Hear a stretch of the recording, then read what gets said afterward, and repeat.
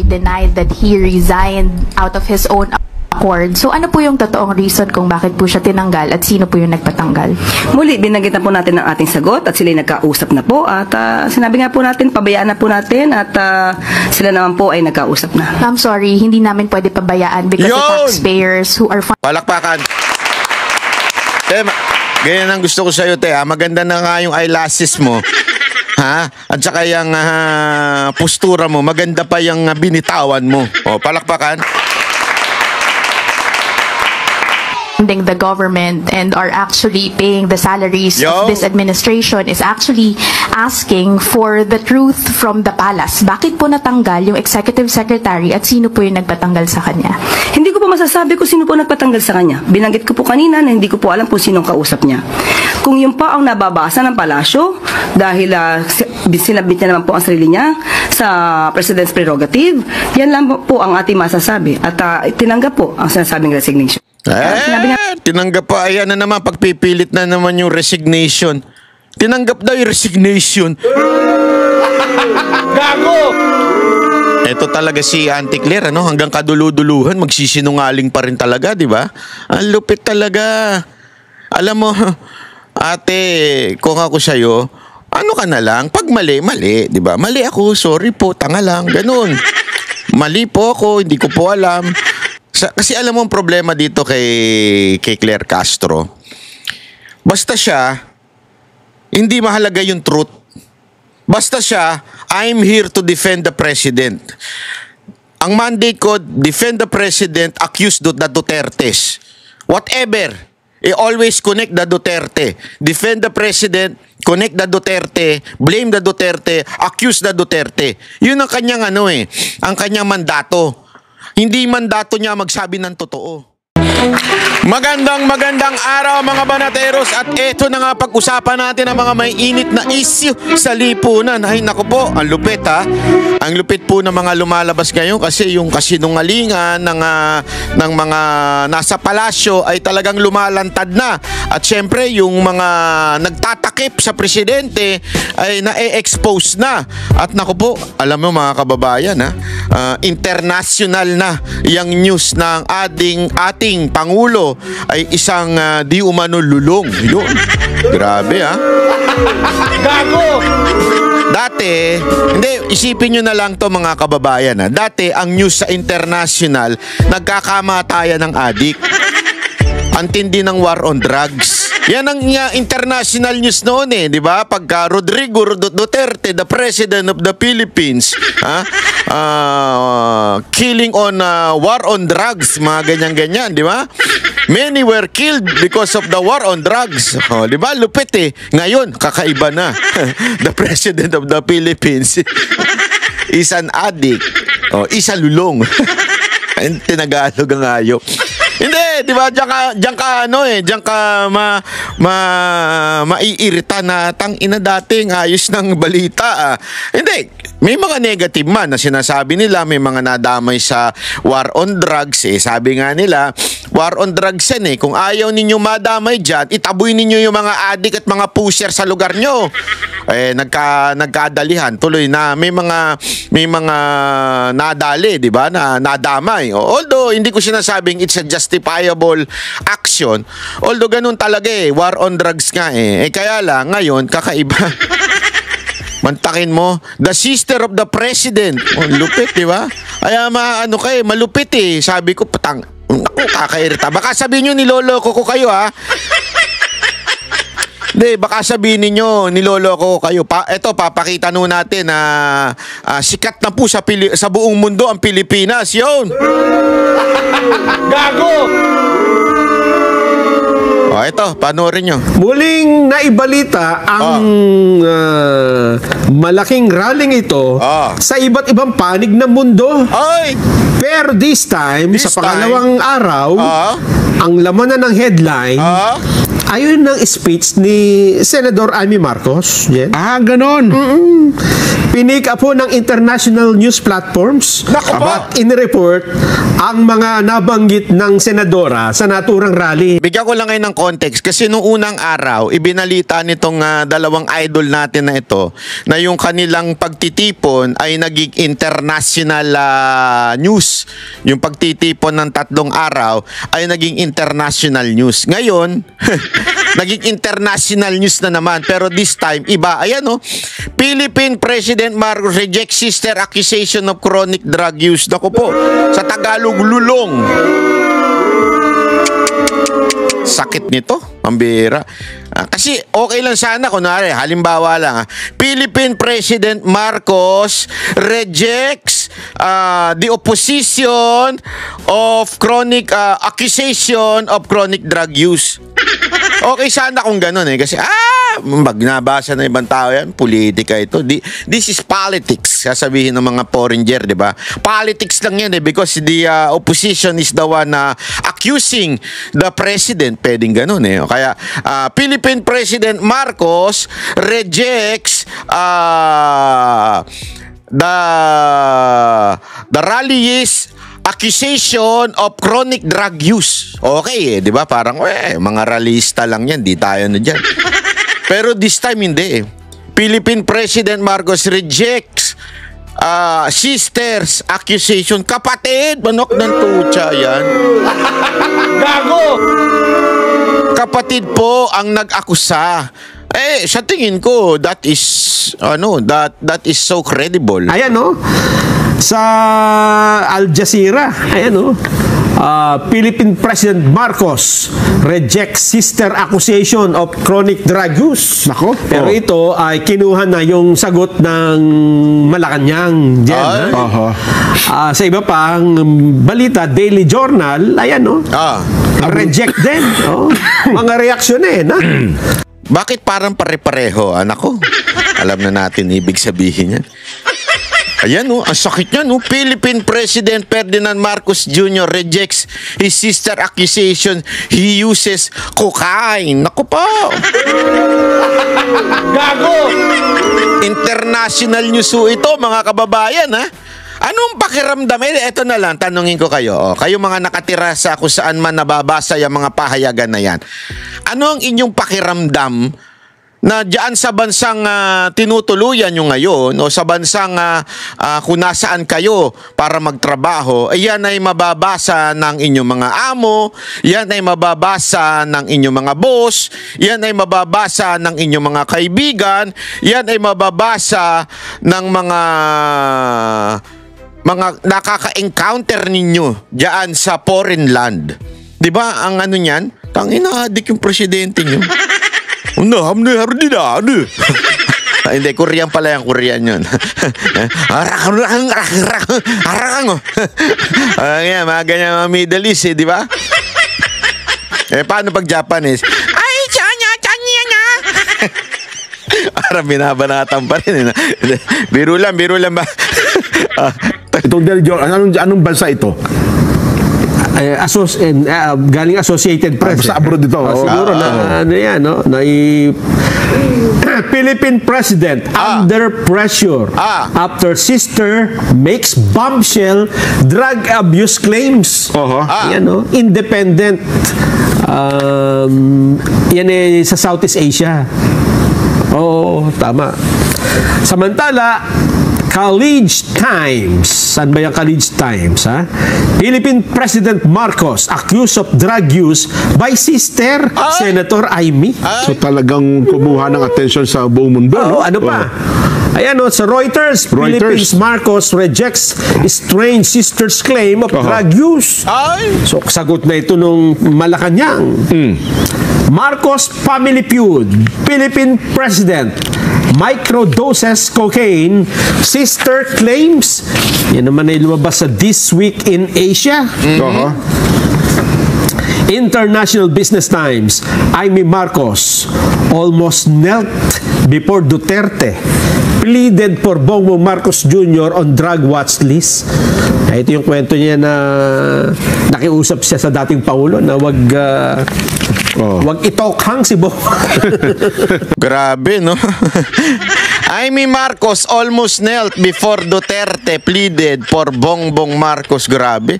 Muntakin mo, nagmakaawa yung ate mo para lang matanggal ka sa drug watch list. Sabi, may mga nag-a-accuse nga sa kanya. May mga nag-a-accuse sa kay pangalan nito kay Pangulong Duterte na may pinipili pala yung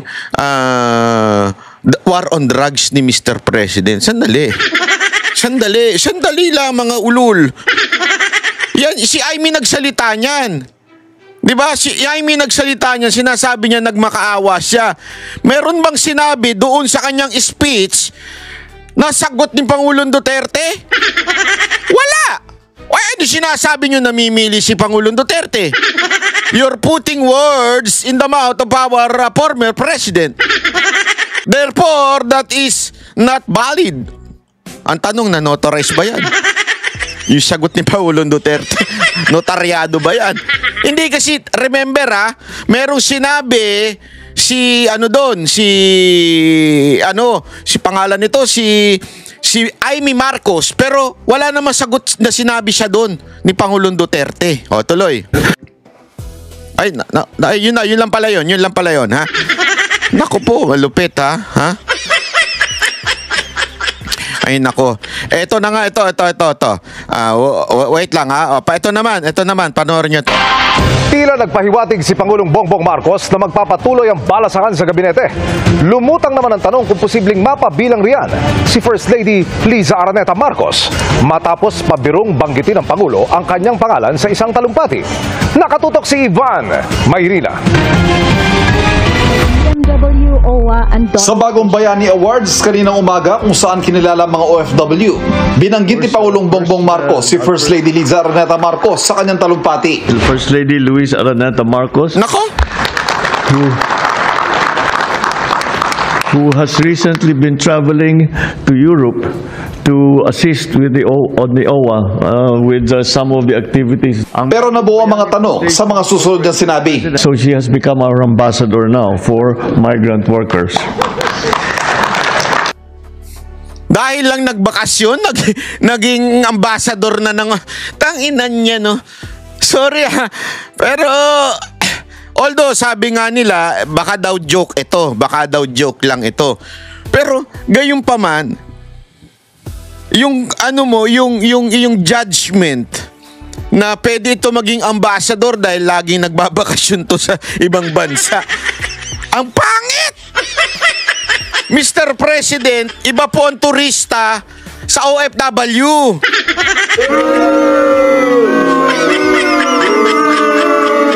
Anong ibig ko lamang pong sabihin?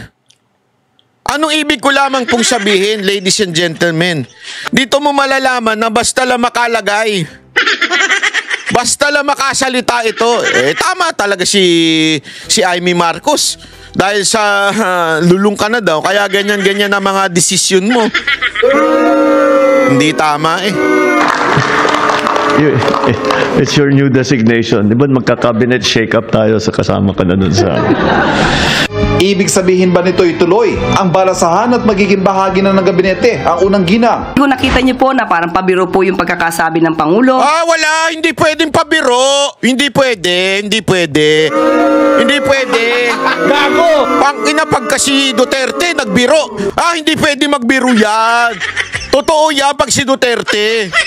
Pero dito, biro-biro lang. Ano yun?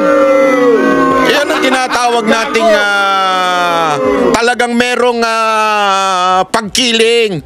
O yung judgment nyo talagang sabit-sabit na. So, yun muna po tayo. Face value. Kasama sa mga pagbabago sa gabinete ang anunsyo ng palasyo ng Lunes sa pagbibitiw ni dating Executive Secretary Lucas Bersamin dahil umano sa delikadesa matapos mayugnay ang kanyang tanggapan sa anomalya sa flood control projects. Pero hindi nagustuhan ni Bersamin ang anunsyo dahil hindi naman daw siya nag-resign.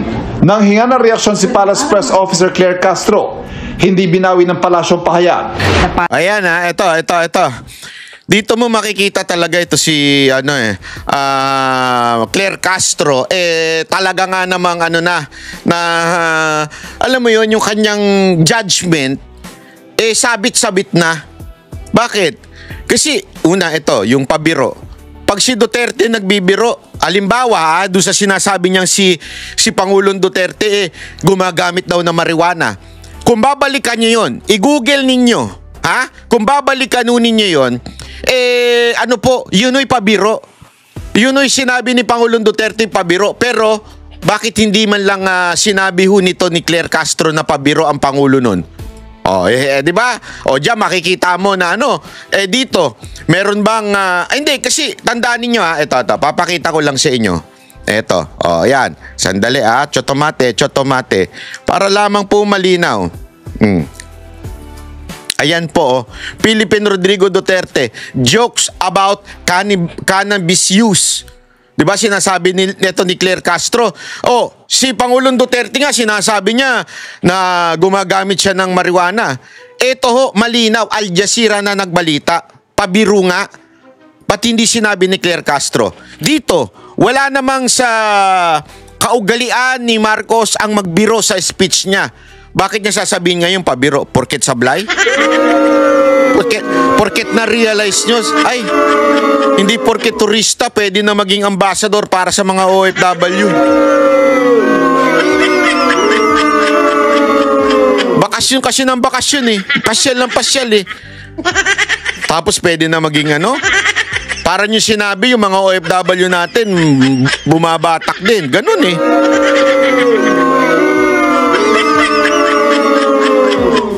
sana linawin nyo, hindi yung ganyan.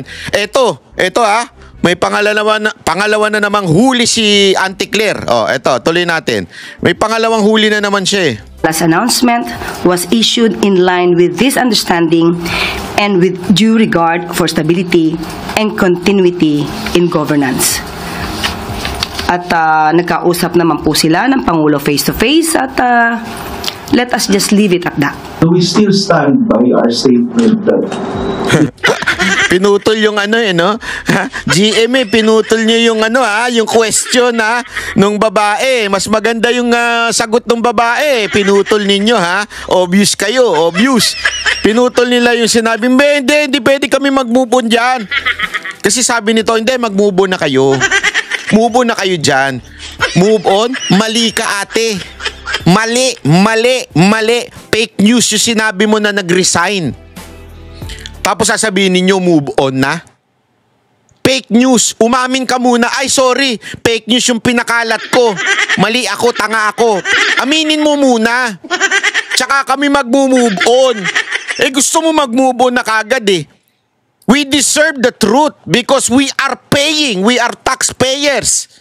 We are paying for you. We deserve the true news. Hindi yung gayaan. Eto naman, Jamie, pinutol yung part na yun Muli po, ang pina-announce po sa atin ay galing sa palasyo at kung ano po naramdaman ni E.S. Bersamin, yun din po na ginagalang po natin ang kanyang nararamdaman. Inanunsyo rin ng Lunes ang pagbibigay ng dating Budget Secretary Amena Pangandaman matapos siyang iugnay sa mga alegasyon ng budget insertions. Sa isang pahayag, sinabi... Hinahanap ko kasi yun Wait, chotomate. Hinahanap ko po yung sinabi nung isang magiting na... Sinabi nga po natin... Oy, quiet ka dyan. Yung magiting na reporter. Hindi kasi, alam mo, ito yung mga ganito, yung mga dapat report. Kasi karamihan ng reporter dyan sa Malacanang ngayon, puro yung Malacanang press cartel, busog na busog Buti may mga ganito pa tayo nagsasalita. Wait lang, ayan. Ganda nung sinabi nito ito. Chotomate. Ito. Yan. Hindi namin pwede pabayaan. The former executive secretary denied that he resigned out of his own accord. So ano po yung totoong reason kung bakit po siya tinanggal at sino po yung nagpatanggal? Muli, binanggit na po natin ang ating sagot at sila'y nagkausap na po at sinabi nga po natin, pabayaan na po natin at sila naman po ay nagkausap na. I'm sorry, hindi namin pwede pabayaan because the taxpayers who are Palakpakan. Ganyan ang gusto ko sa'yo, te. Maganda na nga yung eyelashes mo. Ha? At saka yung postura mo, maganda pa yung binitawan mo. O, palakpakan.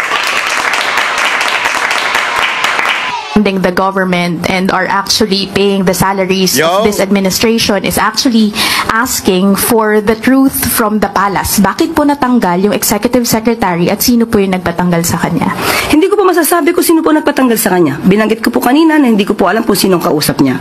Kung yun pa ang nababasa ng palasyo dahil sinabit niya naman po ang sarili niya sa President's prerogative, yan lang po ang ating masasabi. At tinanggap po ang sinasabing resignation. Tinanggap pa. Ayan na naman, pagpipilit na naman yung resignation. Tinanggap daw yung resignation. Gago! Ito talaga si Auntie Claire, ano? Hanggang kaduluduluhan, magsisinungaling pa rin talaga, di ba? Ang lupit talaga. Alam mo, ate, kung ako sa'yo, ano ka na lang, pag mali, mali, di ba? Mali ako, sorry po, tanga lang, ganun. Mali po ako, hindi ko po alam. Kasi alam mo ang problema dito kay Claire Castro. Basta siya, hindi mahalaga yung truth. Basta siya, I'm here to defend the president. Ang mandate ko, defend the president, accuse the Dutertes.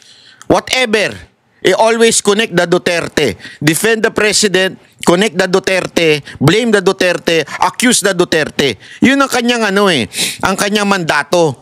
Hindi mandato niya magsabi ng totoo. Kaya nga sabi ko nga dito kung nagsinungaling siya kay Bersamin, sabihin na nating nagkamali. Wag na natin sabihin nagsinungaling. Nagkamali. Nagkamali siya ng info, hindi niya alam, sagot lang siya ng sagot, ang hilig kasi magbida-bida. Ilan pa kaya sa mga sinabi niya in the past na nagbida-bida lang siya? Ilan pa kaya sa past ang kung ano-ano sinasabi niya? Ang dami niyan, sigurado ako. Yun na nga lang sa sinabi niya nagmariwana ang Pangulong Duterte. Ang linaw niya, no? Oo. Jokes about cannabis use Hindi niya binalita yung joke. Ang sinabi lang niya, umamin si Pangulong Duterte na gumagamit ng marijuana. Di ba? Ayawan ko. Pangandama na nagsumiti siya ng irrevocable resignation sa ngalan ng integridad sa serbisyo publiko. Naniniwala daw siyang ito ang pinakamarangal na daan para makausad ang bansa ng may linaw at pagkakaisa. Hiniling namin na siya... Alam mo, pangandaman kung ako siya yung magsalita ka na. Ikaw ang ilalaglag. Pagkatapos si Bersamin, tingnan nyo kasi ganito yan Para bagang river. Alam mo yung river? yung ilog na dumadaloy ang tubig. Whether you like it or not, dadaloy ang tubig. Dire-diretso yan. Diba? Haharangan at haharangan nila yung patungo kay Bongbong Marcos. Pag hinarangan mo yan, kasi naalala ko yan nung bata ako naglalaro-laro ako ng tubig na may putik, hinaharang-harangan ko ng bato. Tuwan-tuwa ako pag naharangan Pero eventually, nag-overflow. Di ba? Ibig sabihin, maharangan mo man for a meantime, yung tubig dire-diretso Yung corruption dire-diretso Yung fact na we have the most corrupt budget, dire-diretso Billion, trillion yung natapon nawala. So, kahit anong harang mo dyan, yung ginawa sa inyo, paghaharang yan Di ba? Yung ginawa sa inyo, paghaharang yan, para hindi mapunta kay Marcos. Ibiblame yung mga cabinet, kaya nga ngayon, meron pa silang cabinet revamp, para talaga masabing sincere. Parang yun din dati. Yung katarantaduhan dati na lahat mag-resign. Putang ina naman, pinag-resign lahat. Ibinalik naman karamihan. Ganong kaduwag yung presidente. Pinag-resign lahat, ilan lang naman yung sinibak. Nag-resign pa. Pautot ang tawag doon, optics. Ngayon, ganyan na naman, optics na naman yan. Kesyo, cabinet revamp, haharangan. Pero kahit anong mangyari sa pangaharang, tutuloy at tutuloy yung tubig. So ang gagawin lang sa inyo uli, gagamitin kayo, sisiraan kayo, taanin yung reputasyon nyo para hindi mapunta kay Marcos. Di ba? Kaya kung ako sa'yo, i-tell all muna. Or else, ikaw ang may kasalanan. That kind of... Totoo Bakit ka nag-resign? Ibig sabihin, may tinatakbuhan ka. O gusto mo ba ikaw ang sisihin ng taong bayan dyan sa flood control? Tandaan mo Tandaan mo, ikaw ang tinuturo ni Zaldico. So, kung ikaw ang tinuturo ni Zaldico at sinabi mong resign ka na, para mo na rin sinabing umaamin ka. Gusto mo ba yun? Hindi. Gusto mo bang ganun ang tatak ninyo, ng pamilya ninyo? Yan ang magiging pamana mo sa mga anak mo at apo mo? Ikaw ang tinuturo paano? Kung ako sa'yo, you tell all. Be honest. I know it's hard. Definitely the pressure of Marcos Romualdez clan. It's really hard. Kaya lang, sabi nga nila, sa mundo na ito, what really matters most, bahala na kayo, ay yung reputasyon. Pag ang reputasyon nawala, yari na. So, yun na lang I mean, mawala na lahat ng pera, mawala na lahat ng kagandahan. Kasi kagandahan, pag tumatanda tayo, pumapangit tayo.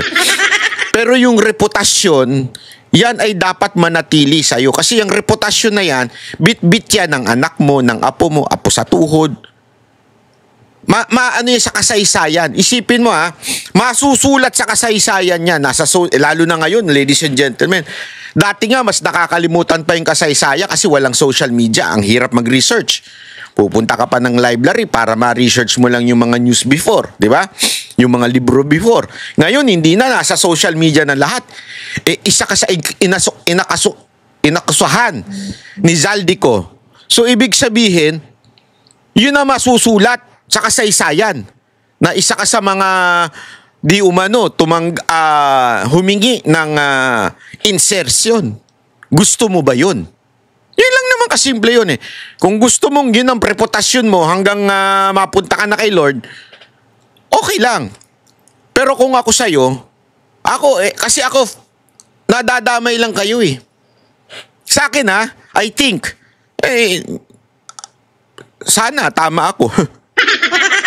Sana talagang wala po kayong kinalaman. Kasi ako naniniwala na hindi naman po kayo gagalaw, hindi kayo magsasalita nang hindi kayo inutusan.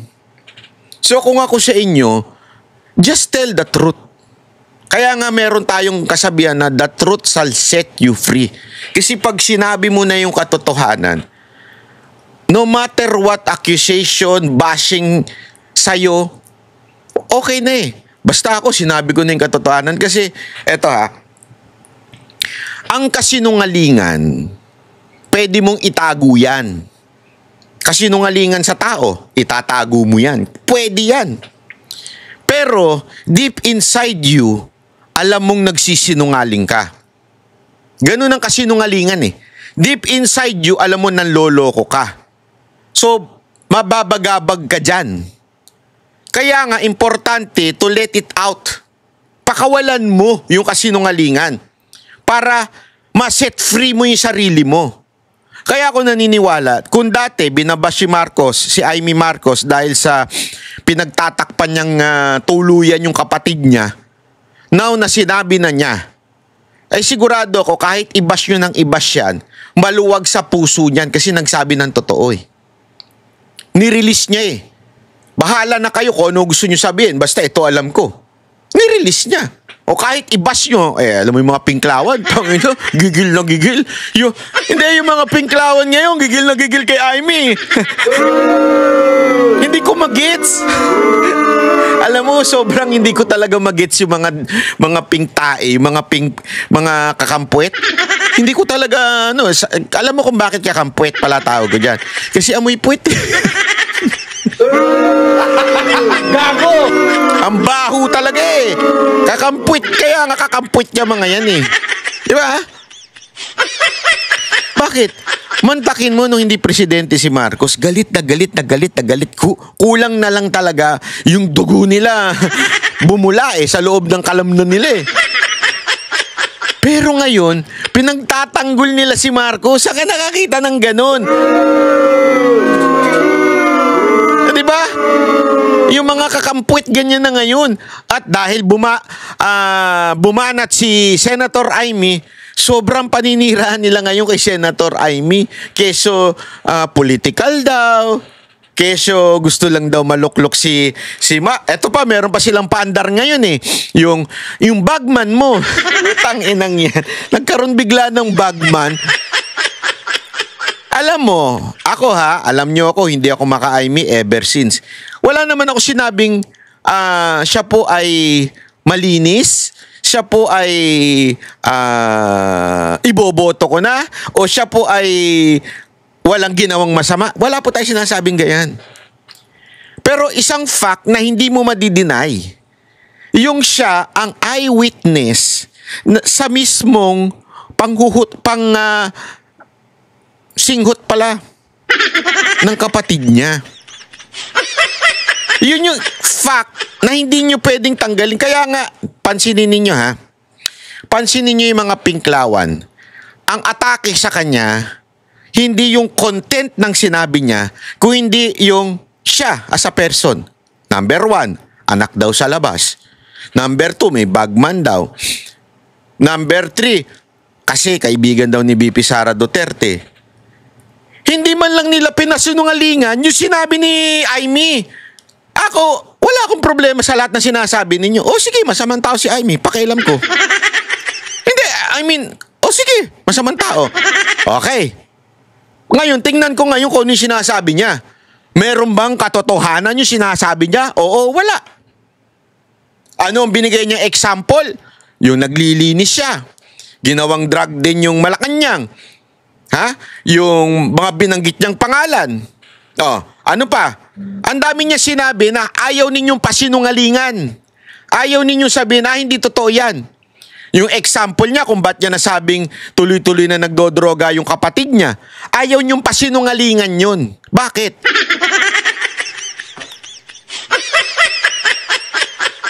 Ang tinitira niya yung katauhan ni Amy. Abay, sandali.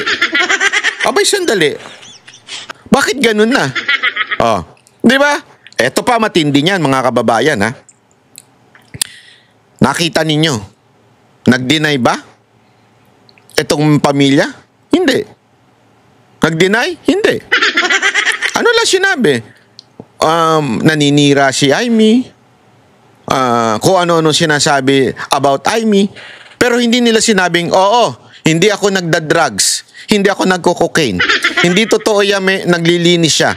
Walang ganun. Hindi nag-go into details. Bakit? Mabubuking kasi pag nagsinungaling So, ang titirahin sa kanya, yung mga kasiraan ni Amy, which is maybe true. Hindi, sabihin na natin, totoo lahat ng akusasyon ninyo kay Senator Amy. Okay, di usigin natin siya. Di ba? Usigin natin siya doon sa mga akusasyon ninyo. Pero yung sinabi niya ba, totoo o hindi? Sagutin ninyo. Hindi nyo sinasagot Gago! Nakapanayam para linawin ang mga dahilan sa kanyang pagbibitiw, pero hindi siya nagpaunlak. Pero kapwa ay tinatanggi ni Bersamin at pangandaman ng mga paratang. Ayon sa palasyo, kahit may nabanggit ng mga miyembro ng gabinete sa mga alegasyon ng katiwalian, walang internal investigation na nagaganap sa ngayon. Gayunpaman, lahat ng opisyal maaaring sibakin anumang oras, depende sa Pangulo. At kahit nagbitiw na, hindi pa rin naman sila lusot kung may pananagutan. Wala pong pwedeng lumagpas. Kung kinakailangan po imbestigahan, private citizen, public official, kung kailangan imbestigahan, dapat imbestigahan. Para sa GMA... Ay nako, para imbestigahan na. Agoy.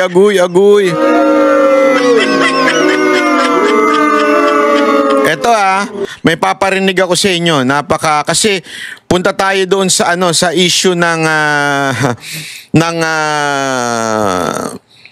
ni Lacson, yung pag-iiwas ni Lacson kay Marcos. Alam mo, may napanood ako, ang ganda ho eto, hindi ho ito Duterte supporter. Ang alam ko, dilawan nga ho ito. Pero tingnan natin nung kanya sinabi. Senator Ping Lacson in his privileged speech said that Bersamin, Undersecretary Bersamin, Undersecretary Trijiv Olaivar were in effect collecting, they were the ones in effect using the president's name. The president did not know about the supposed 100 billion pesos in projects. Kumbaga, this level is better than me. Do you believe that? Grabe yung tawa ni ma'am. Kanina kasi inaayos natin yung audio nito para mas marinig siya eh. Nung pinakinggan ko, sabi ko, parang mali lang siguro yung pagkaayos ng video. Nung pagkita ko ng video, totoo palang tumatawa. Pambirang buhay rin, oo. Go ahead.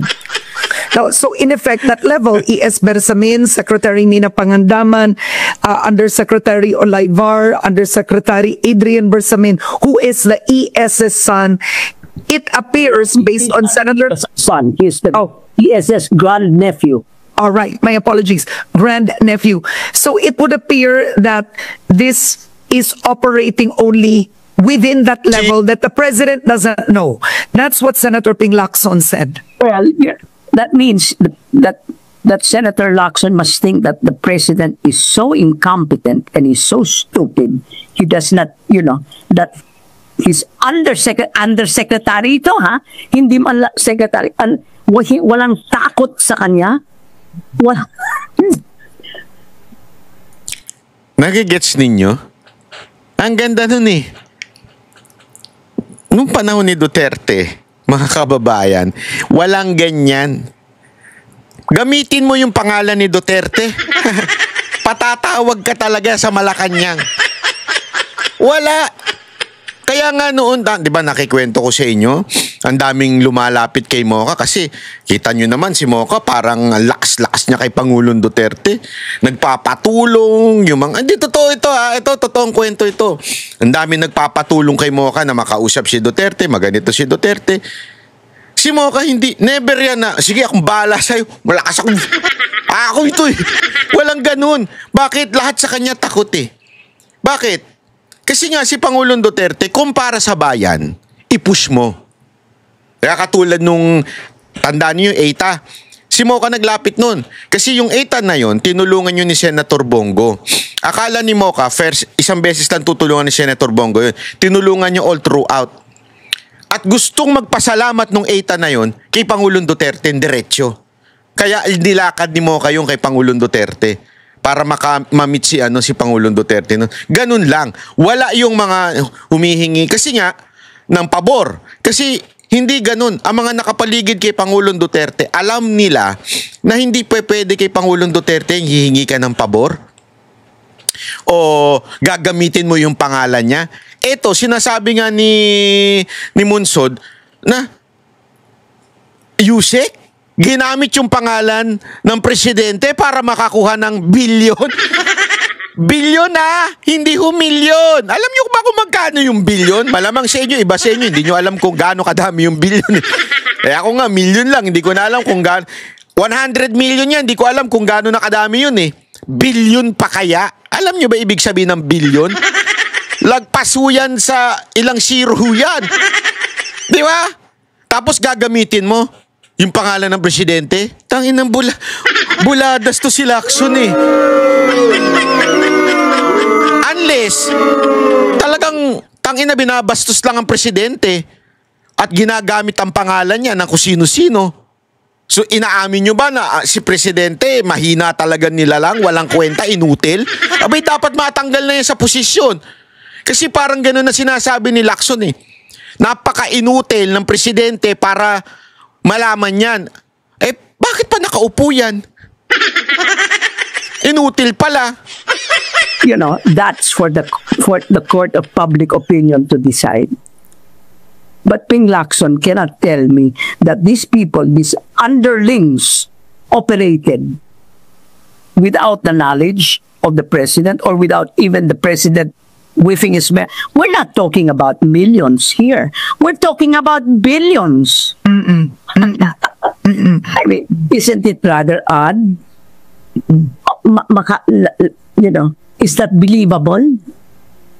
Is that believable?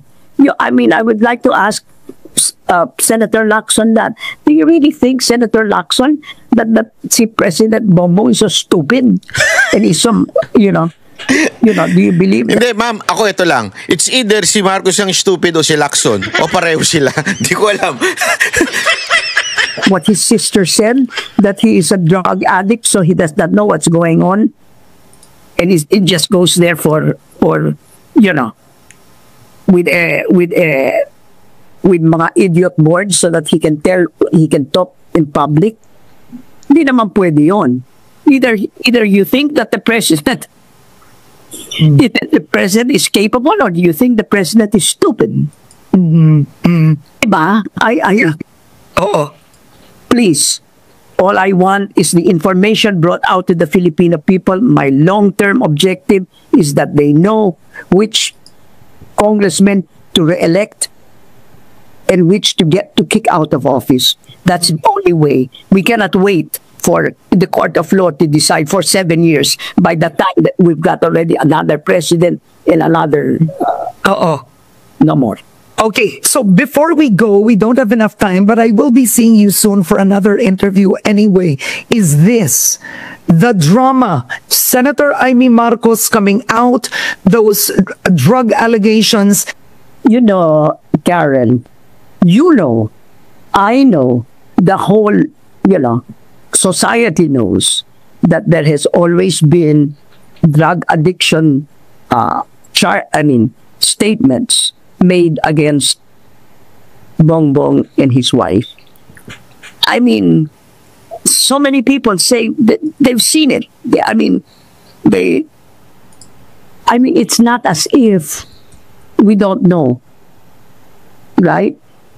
What I did was tell the people what we know privately. Don't you think? Do you believe that was fully the truth? And Senator Ping Lacson said that was un-Filipino. Since time immemorial. I may ask Duterte. Didn't I may ask Duterte not to bring Bongbong's name out? Because Duterte knew that Bongbong was an addict. Di ba? I think we all, not everybody, but people in a certain circle. Maybe because I don't have personal knowledge, and I doubt if you do.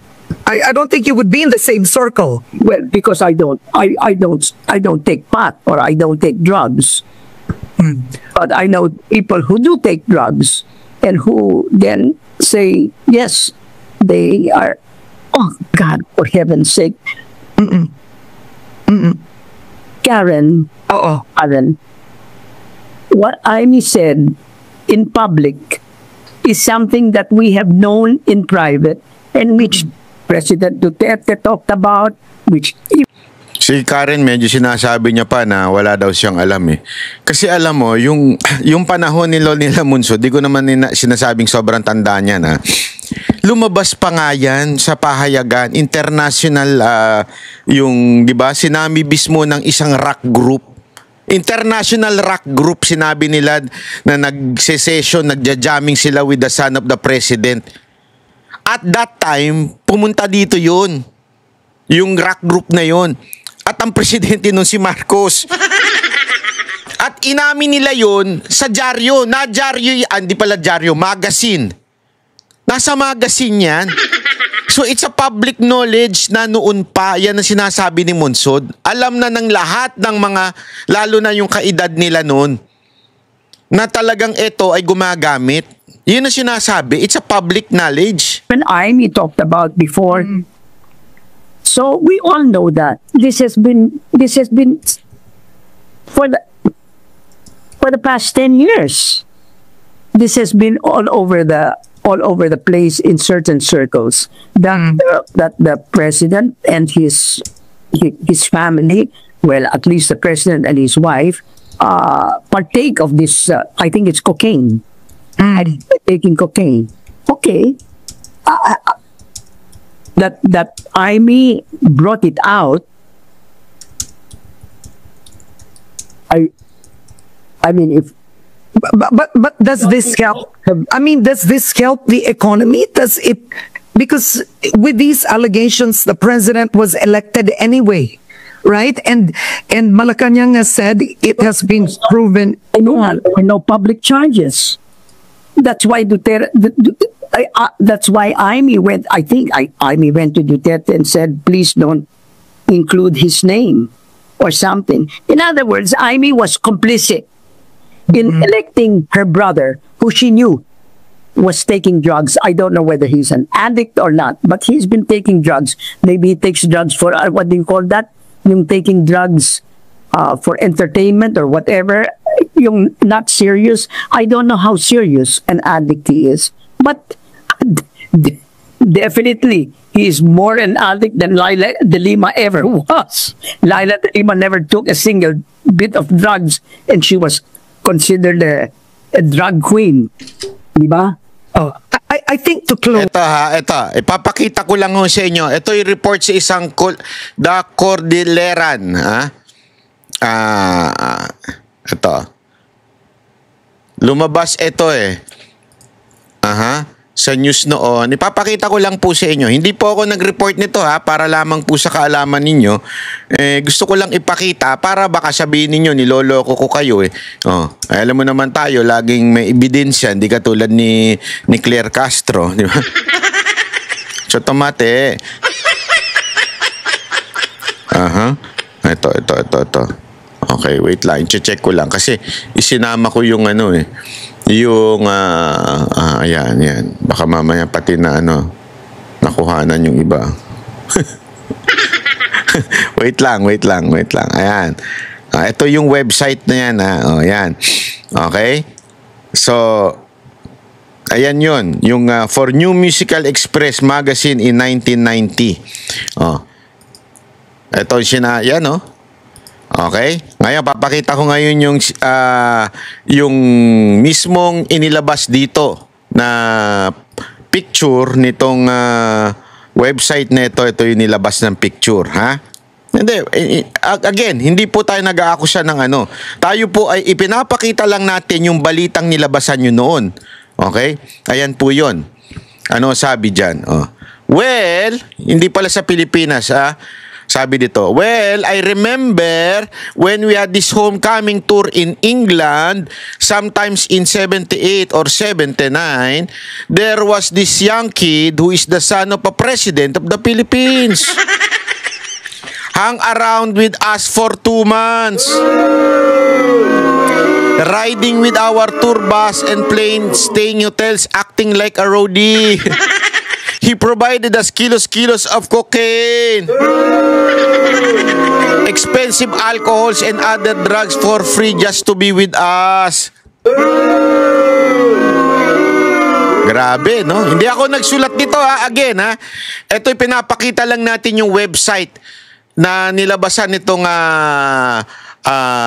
pahayagan na ito. Pinakita ko sa inyo, di ba? Ito yung website na yan. Para lang sa kaalaman ninyo. Ayan yung website na yan. The Cordilleran Sun.com. Okay? So, ibig sabihin po, sabi nga ni Ma'am Munsod, hindi na po ito tago. Ito'y public knowledge na. Is because we don't have enough time, we're actually over time, is this family fighting, the investigations, all of this, how does this affect the economy? And I'll be honest, his own administration. Let all the truth come out. Truth never hurt anybody, truth never hurt a country. Knowing the truth is better. But at this point, President Marcos is our president. All right? I don't want him impeached. I don't want him impeached at this point. Let him continue what he's trying to do. He has done some good. Let him continue that until 2028. But I certainly don't want any of his relatives or his, to be re-elected. I don't want that. And I hope the Filipino people realize that this bunch of people, except for a few, this bunch of people we have in Congress and the Senate should not be re-elected. They're all involved. My Okay. God. All right, but I think to close, you do say one thing. Regardless of how you feel about the investigation, you say one thing because your voice is influential, is you don't want the president impeached. That's one thing you're making clear today. Who is going to be the president? Diyos ko po naman. Let's not go from the fire to the I don't know. You know what is that term? Oh, ayan ha. Eto, kitang-kita ninyo, dilawan ng galawan. Gago! Ito yung prinsipyo nila. Eto, dito makikita ninyo mga kababayan, baluktot talaga ang prinsipyo nila. Hindi ko po, again, matanda na po ito si Monsod. Ayoko pong i-disrespect, lalo na may galang po ako sa matatanda. Pero dito, makikita mo yung logic na baluktot. Sobrang baluktot. Siya na mismo ang nagsasabing confirm. It's a public knowledge. Alam na ng tao na adik ang presidente. Alam! Siya mismo nagko-confirm eh. Sinasabi na niya eh. Alam na natin niya lahat yan. So therefore, she is believing that Marcos o BBM is a cocaine addict. Yun ang sinasabi niya sa mga sagot niya. Tinatabla pa nga siya ng konti ni Karen Davila na sinasabi, paano mo nasabi, parang ganyan, di ba? Pero siya, sinasabi niya, public knowledge na yan, alam na natin yan. Pero magtataka ka, ayaw niya ma-impeach, ayaw niya matanggal si Marcos. Because of BP Sara Duterte. Yan po ang utak ng isang political at self-interest lang ang tinutulak. Nagigets nyo? Mantakin mo. Hahayaan mo lang ang isang adik na presidente dahil ayaw mo sa isang vice president na si BP Sara Duterte. Anong klaseng kalokohan po yun?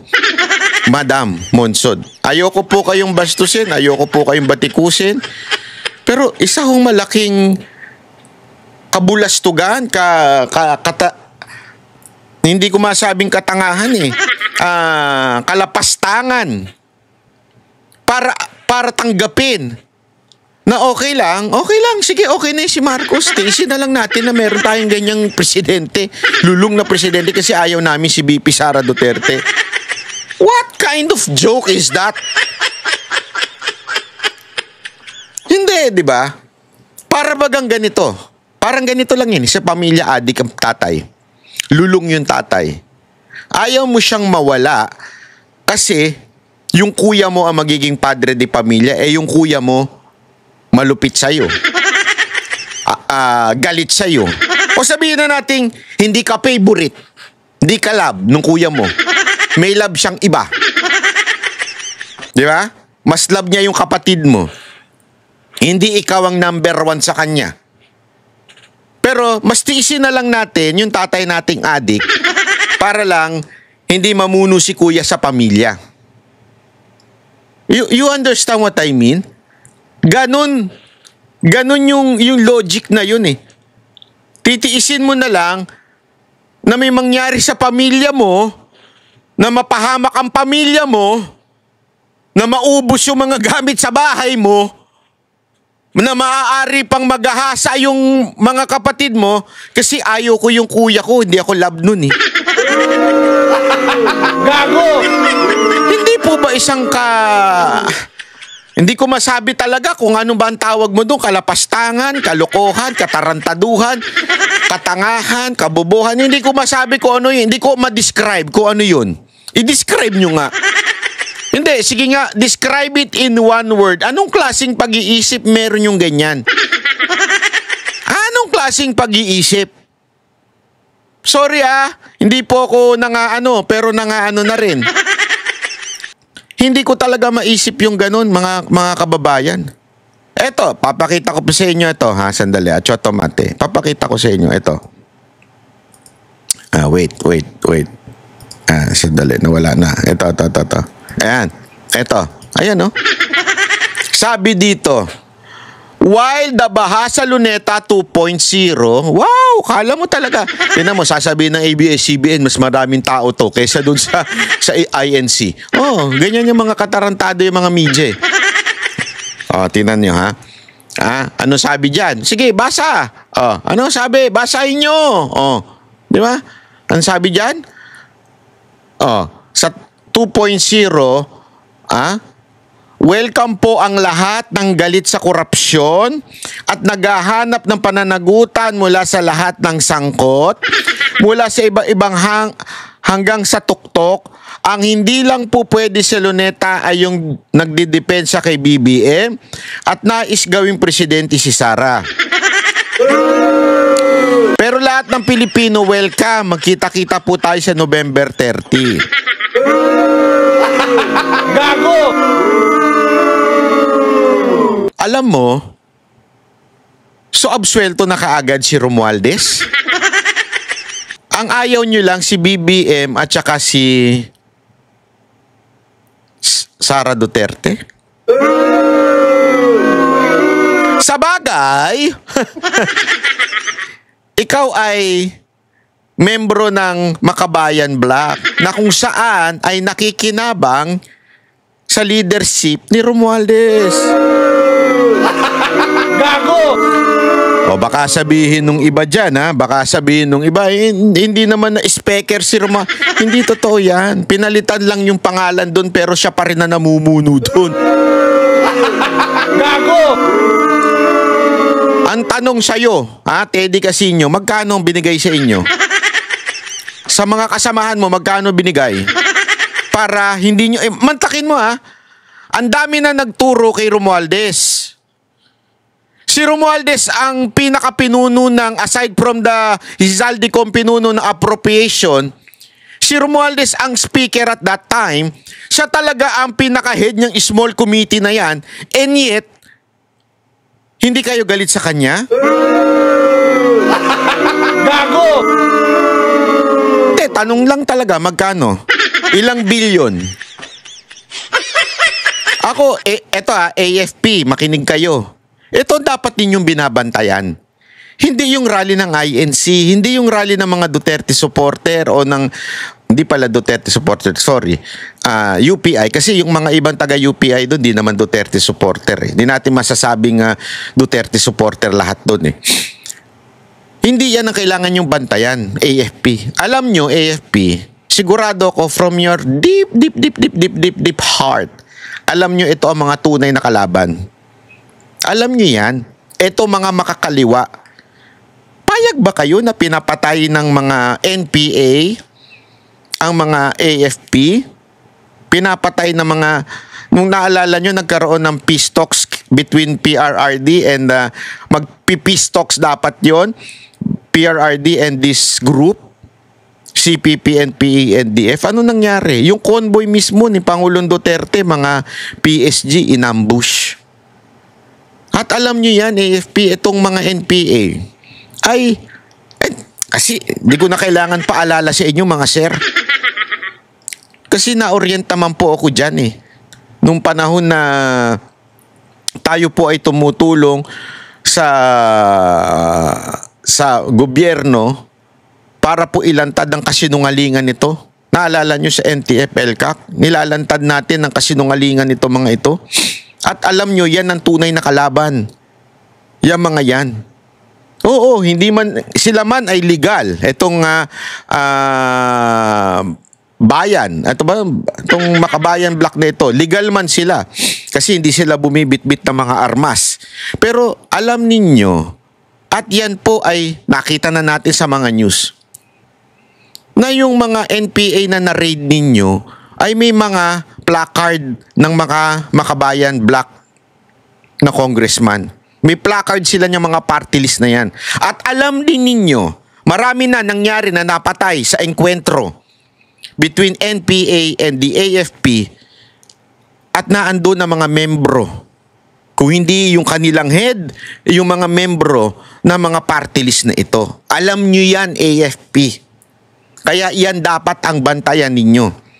Yan ang talagang, kita nyo nga yung huli sa Mindiola, sino ho ba ang nanggulo nun? Kahit yung mga tangang kakampwet na vlogger, pinagbibintangan ng mga Duterte supporter, pero yung pulis, napag-alaman nila na mga Makatae Black pala itong mga nanggulo, mga membro na Makatae Black.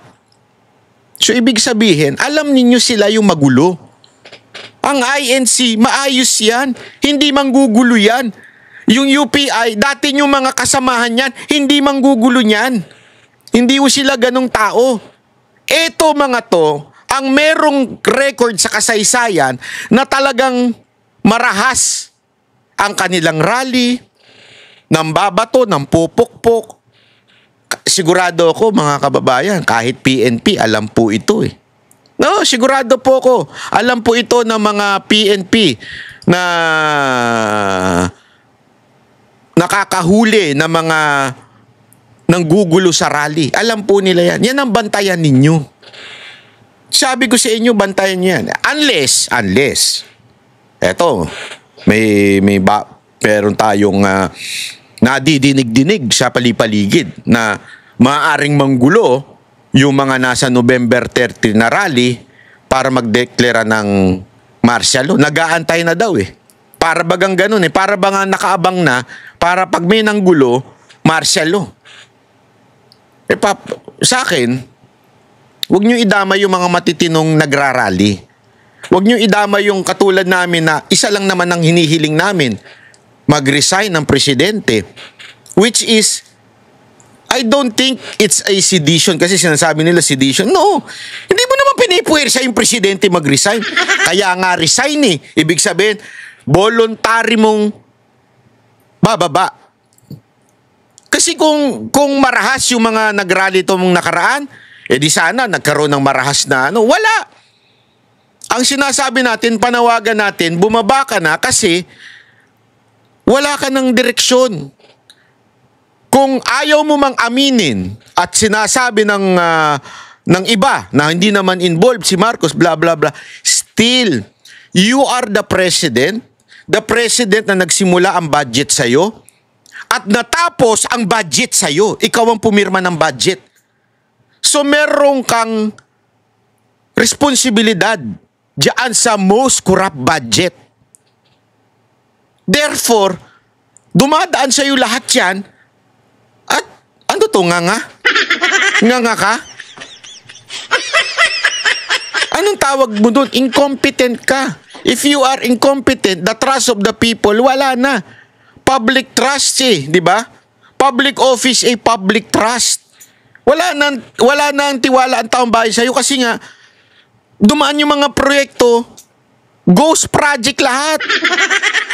Oh, hindi ba tuwid o makatarungan o legal ang sabihin namin, hoy, wala ka nang ginagawa, magpahinga ka na, mag-resign ka na, umuwi ka na, sabi nga ng kapatid mo, umuwi ka na dun sa inyo. Dahil napapabayaan mo na ang Pilipinas. That's a valid reasoning. Hindi sedition yun. Huwag yung takutin ng taong bayan sa sedition nyo. Hindi sedition ng hingin ang mag-resign ng presidente. Hiningi nga eh. Kaya nga hingi, ibig sabihin voluntary. Hindi naman pinwersa. Wala nagpepwersa na mag-resign siya. Yan ay voluntary. Kaya alam mo, sasabihin ba namin yan kung pepwersahin ka? Sasabihin ko ba na mag-resign ka kung pepwersahin kita mag-resign? Kung puwersado pala, bababayin kita. Punta ako sa Malacanang, hatakin kita. Yun ang sedisyon. Hindi yun. Ang sinasabi natin, peaceful, legal way of resignation, which is also in our constitution. Na pag hindi na kaya, mag-resign na lang. Yun lang naman yun eh. Huwag natin takutin ng taong bayan. Dito tayo dapat dito sa mga to. Pwede kasi nakikita nyo naman sa kasaysayan, pag sila nag-rally, nagkakaroon ng pukpukan, bombahan, ng mga tubig. Sana kung ibang bombahan na makikita natin dyan. Okay lang. Pero bombahan ng tubig eh. Di ba? Kaya nga mga kababayan, maging alerto tayo. Okay? Para sa ating contest na GCash, ito ang tanong. Ang tanong, yun! Ayan na. Dapat may ganun tayo. Ang tanong, sino ang bagong abogado, spokesperson, tagapagtanggol ni Marcos? Unang 3 makakatanggap ng GCash. Sino yan? Yung bagong pinaka-spokesperson ngayon ni Marcos. Di umano. Bagong tagapagtanggol niya. Sige nga, kung kilala ninyo, sino ho yan? Hindi ho si Auntie Claire. Okay, maraming salamat po.